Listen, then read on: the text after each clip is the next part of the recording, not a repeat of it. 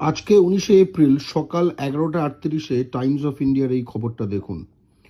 Paschimbanga assembly elections প্রায় 7 লাখ ভোটারকে হঠাৎ করে ফেজ 1 পোলিং শুরু হবার জাস্ট কদিন আগে অ্যাড করে দেওয়া হয়েছে পশ্চিমবাংলার ভোটার লিস্টে। আপনি বুঝতে পারছেন কি ভয়ঙ্কর ষড়যন্ত্র করা হচ্ছে বাংলা ও বাঙালির বিরুদ্ধে? আজকে এই প্রায় 7 লাখ এরা ইউপি, বিহার, ঝাড়খণ্ড এইসব যাদেরকে এই লোকগুলোকে কালেক্ট করে মহারাষ্ট্রে যেরকমভাবে ভোট ধ্বংস করে সেখানকার ভূমিপুত্রদের হারিয়ে দিয়েছে, করে একখানা গুজরাট এবং দিল্লির শাসন কায়েম করেছে।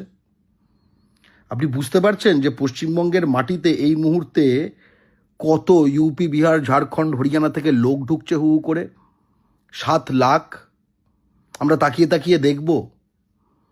মানে আমাদের তো মনে হচ্ছে যেন হিন্দি বলা এবং দিল্লি বাংলার সঙ্গে কোনো একটা যুদ্ধ ঘোষণা করেছে যেন বিজেপির মাধ্যমে।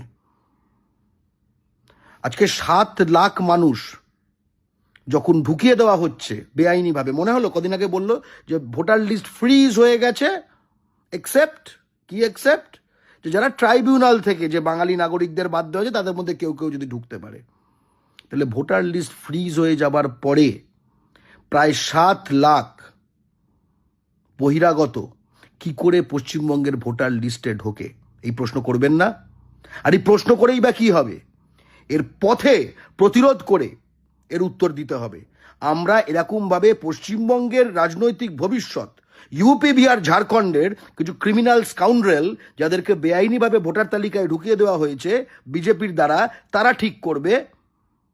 এটা আমরা মেনে নেব না। আমরা পরাধীন হয়ে যাব। পরাধীনতা আমরা মানব না। পরাধীন হবার জন্য বাঙালি রক্ত দিয়ে ভারত স্বাধীন করেনি। পরাধীন হবার জন্য আমরা স্বাধীন হইনি। আজকে মাথায় রাখুন, প্রায় 50 লাখ বাঙালি নাগরিক, যার মধ্যে 64% হিন্দু বাঙালি, তাদের নাম কেটে দেওয়া হয়েছে। তাদের নাম তোলার কোনো উপায় নেই।